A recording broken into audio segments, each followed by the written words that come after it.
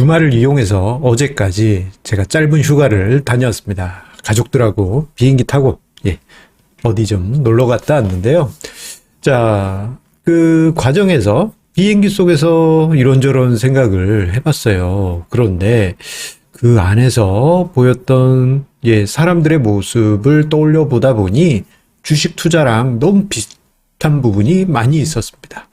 자, 오늘 증시 토크에서는 시황에 대한 이야기보다도 어떻게 보면 이게 더 현실적으로 투자에 필요하지 않을까 싶습니다. 주식 투자를 비행기 여행처럼 생각한다면요, 재밌는 부분을 찾아볼 수 있습니다.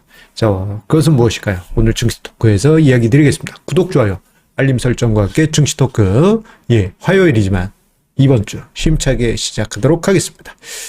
자, 비행기를 타고 여행지에 갔다가 돌아오는 길에 이런 모습을 봤어요. 가족 중에 한 명이 갈 때는 좀 편하게 갔습니다. 지금 화면상에 그건 이제 비행기 장면은 아니고 다른 데서 참조한 건데, 갈 때는 저렇게 밝은 낮에 갔었다 보니 뭐라고 할까, 창밖으로 구름도 보이고 그렇습니다. 여러 가지 풍경도 보고 좋았죠. 그런데 돌아올 때는 밤이었어요. 그래서일까요? 가족 중에 한 명이 심하게 멀미를 했습니다.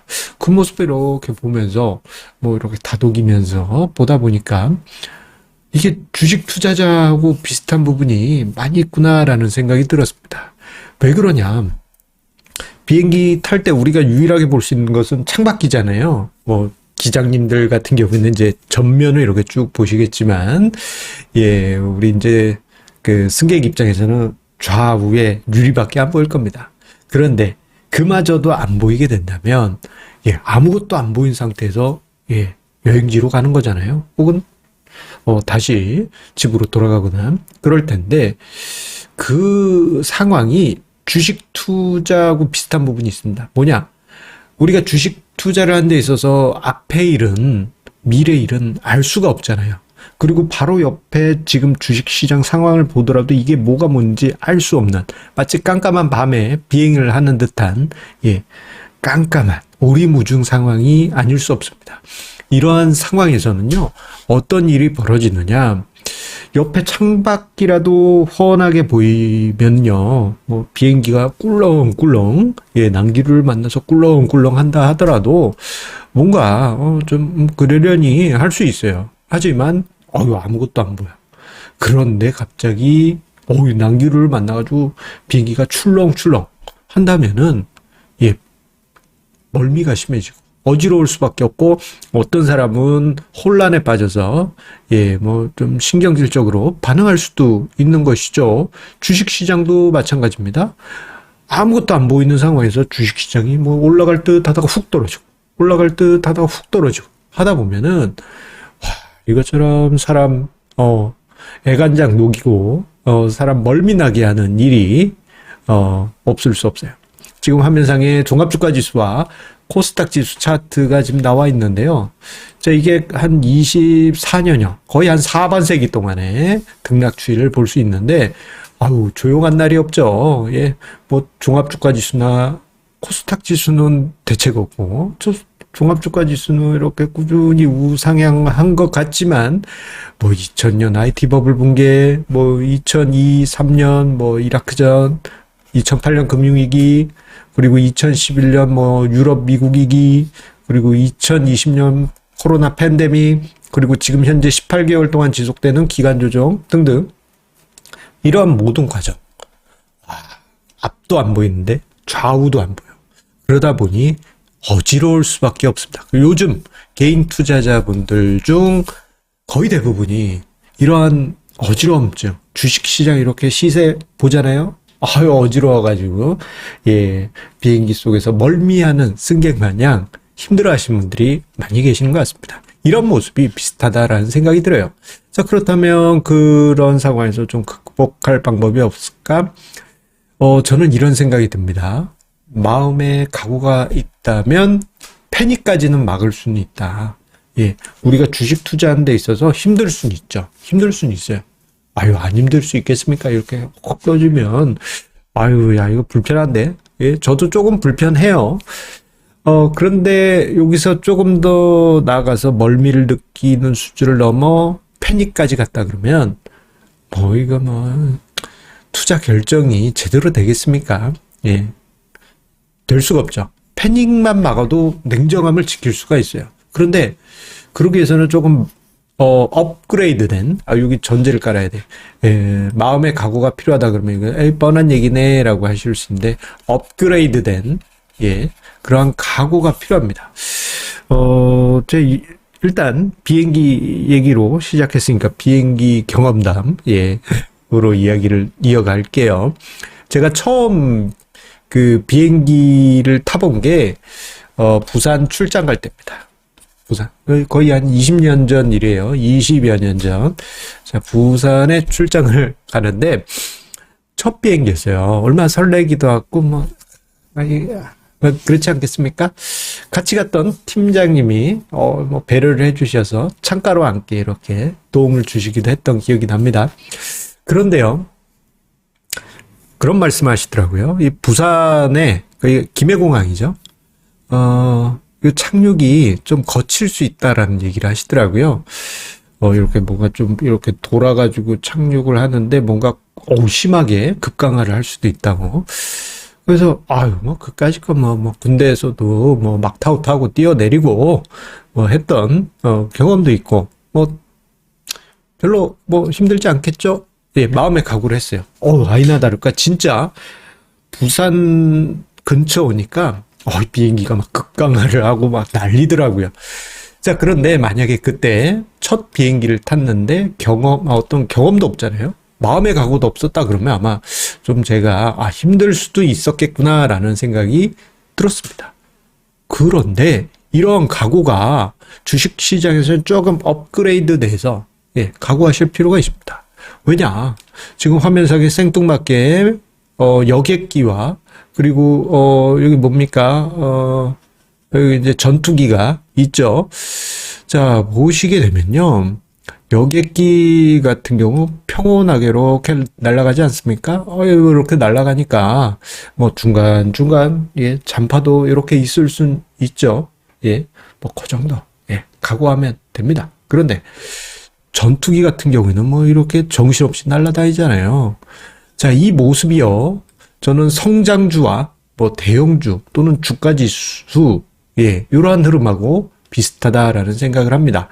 전투기처럼 이렇게 확 올라갔다가 확 떨어졌다가 이러한 급등락 흐름, 성장주 또는 고평가된 종목에서 이러한 현상이 나타나지요. 예, 그래서 성장주를 투자하신 분들은 기본적으로 각오가 세야 됩니다. 어떤 각오를 했느냐? 급락할 수도 있고 급등할 수도 있다. 요 급등락이 어느 정도 수준이냐? 2000년 IT 버블 붕괴됐을 때 수준의 쇼크가 발생할 수도 있고, 99년처럼 미친 듯이 날아갈 수도 있고, 양쪽의 카드가 다 있어요. 자, 그런데 요 시나리오를 감안을 하시면 중요한 부분이 있습니다. 이 각오가 서 있게 되면요. 일단, 2000년 IT 버블처럼 증시가 폭락했다? 그럴 때 생존을 위한 어떤 대비를 할 수 있습니다. 내가 어떤 성장주에 몰빵 투자를 했다. 그러면 그 투자 결정을 했다 하더라도, 만약에, 저렇게 되면 어떻게 되지? 내가 견딜 수 있을까? 요거 시뮬레이션 되겠죠. 그리고, 내가 B2를 추가했을 때, 내가 파산하진 않을까? 이런 부분까지 생각할 수가 있습니다. 그래서 전략을 체계적으로 할 수 있어요. 예. 이러한 부분, 업그레이드된 각오라고 할 수 있습니다. 자, 이와 비슷하게요. 대형주 같은 경우, 마치, 항공기처럼, 여객기처럼, 대형주 같은 경우에는 어떻습니까? 이러한 종목이 대박 난다, 몇 배씩 올라간다? 그러한 기대를 하는 것은 조금, 난센스일 수 있습니다. 오히려, 그냥 지수 정도만 상승하면 땡큐다.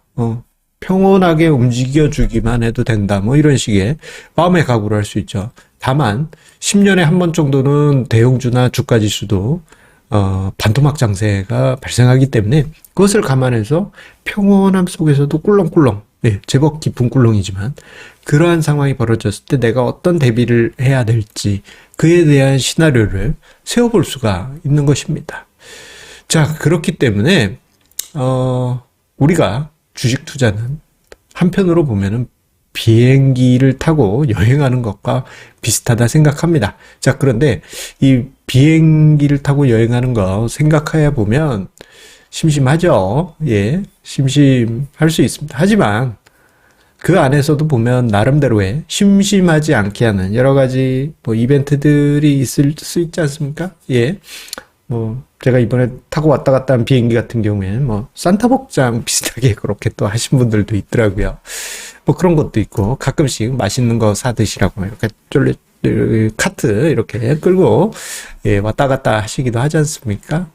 자, 그런 것처럼 주식 투자도 긴 시간 타임 프레임 안에서는 지루할 수 있지만 뭐 12월 결산 법인 같은 경우 매년 봄이 되면 예, 배당 따박따박 주지 않습니까? 배당 따박따박.